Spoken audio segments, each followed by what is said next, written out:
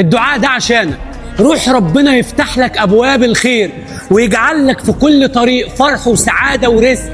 ربنا يديك ما ياخد، يدي عقلك فهم عالي والليالي المر. يا استاذ بعد اذنك ممنوع. ايه ده اللي ممنوع؟ ممنوع تبقى موجود عندي في فندق سبورت سبورت من غير ما تيجي تشوف الحاجات الحلوه اللي عندنا.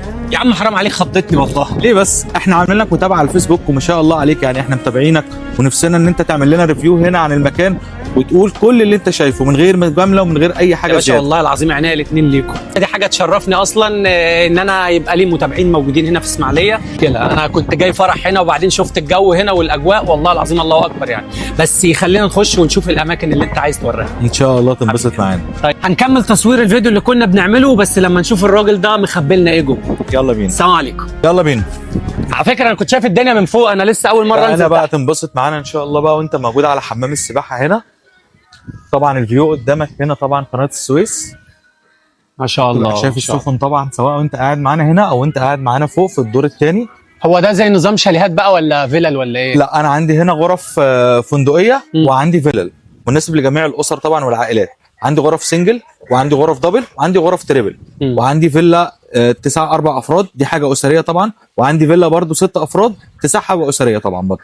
ده تبع الجيش الفندق ده؟ انا فندق تابع لاداره نوادي وفنادق القوات المسلحه، فندق سبورت سبورت الاسماعيليه. بس اكيد ده غالي قوي طبعا.